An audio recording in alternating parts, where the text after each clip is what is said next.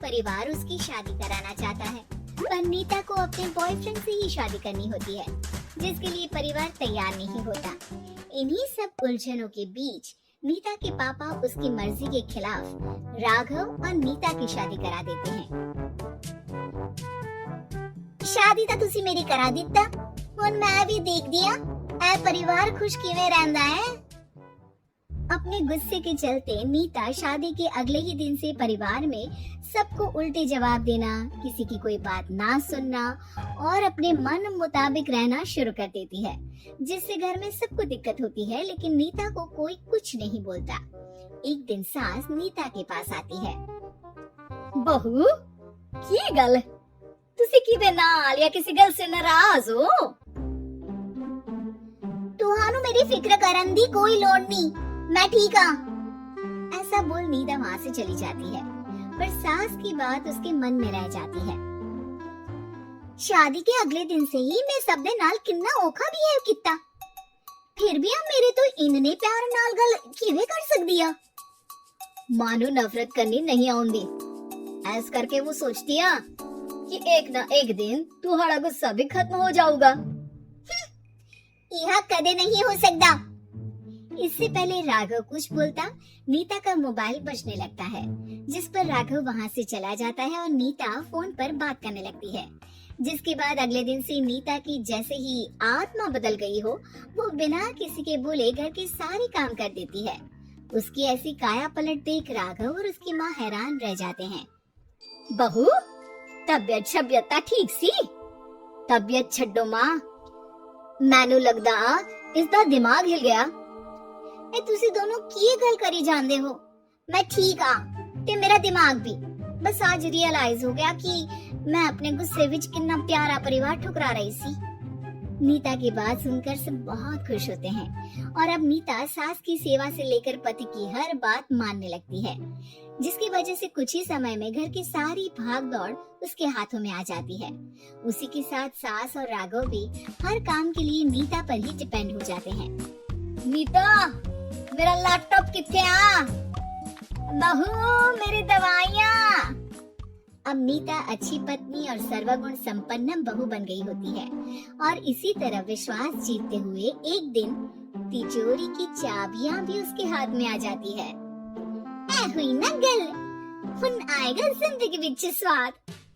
तिजोरी की चाबियां हाथ में आती ही नीता एक रात सास और पति के सोते ही सारे गहने और कैश लेकर घर छोड़ अपने बॉयफ्रेंड के पास चली जाती है। रवि मैं आ गई, अब सानू कोई अलग नहीं कर सकता। देख मैं सारी ज्वेलरी ते कैश भी साथ ले आई।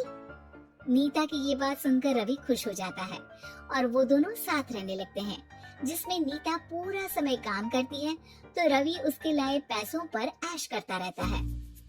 मैं तेरी तो प्यार कर दिया ता करके ससुराल छड़ाई, और एक तू आ जो पैसों दे आगे कुछ भी नहीं देखता। ओ महारानी अपने काम तो काम रख, मेरे ते जुबान लड़ान दी जरूरत नहीं, वरना इस घर तो बाहर कर देना है। ऐ मेरा घरा तेरा ससुराल नहीं, जीवे मन किया रहली इते रहन लाई, हाथ चला जुबान नहीं। रवि की बातें सुन नीता के सिर पर जैसे आसमान ही टूट जाता है।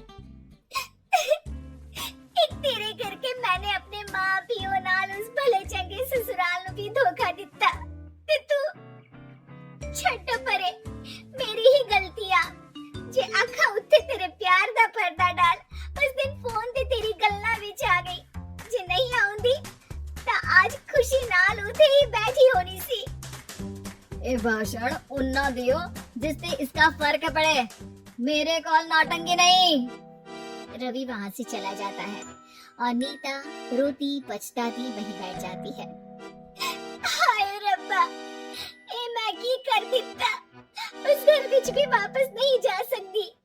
एक ता घर छोड़ा, नाल चोरी भी की, कोई मेरे माफ नहीं करूँगा। घर कैसे वापस जाए इसी डर से नीता रवि का घर छोड़ नहीं सकती। इसी तरह दिन बीतते हैं और उन्हीं के साथ हालात बद से बदतर होते जाते हैं। अब रवि पैसों और अपनी मनमानी के लिए नीता के साथ मारपीट भी शुरू कर देता है, जिससे परेशान होकर एक दिन नीता उसे छोड़ अपने ससुराल वापस आ जाती है। जिसे वहाँ देख राघव गुस्से से लाल हो जाता है। हुनी थे की लेना या हमारी जिंदगी के साथ घाटा तो पहले ही बर्बाद कर गई सी। जान दिया, मेरी गलती माफी लायक नहीं। मैं कमली सी उस ढोंगी नु सच्चा प्यार दे, इस सच्चे प्यार नु बोझ समझती बैठी। मैनू माफ कर दो। जे मेरी नूरानी समझ गई या कि उस तो गलती हुई या, फिर किस बात का रुसना मनाना। केड़ी नूरानी? रानी बोलन जोगा इसने केड़े झंडे गाड़ दिए। माँ याद कर, तेरे घर विच चोरी कर बहू ते पत्नी सब रिश्ते तोड़ भाग गई सी। और फिर की मानता रहिया, गलती हो गई सी। एक गलती ता रब भी माफ कर देता, ते तू और मैं ता सिर्फ इंसान ही आ।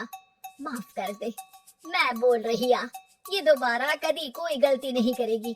इसका नहीं ता मेरा ही भरोसा कर ले। ठीक आ, जिवे तुहानू ठीक लगे, पर इसे बोल दे मेरे कोलो कोई उम्मीद ना रखे। तुसी जीवे कहोगे। अब सास हर रोज राघव को मनाने की कोई ना कोई नई तिकड़म बताकर नीता को उसके पास भेजती रहती है, जिससे कुछ समय बाद नीता का पछतावा और कोशिशें देखकर राघव भी उसे माफ कर देता है।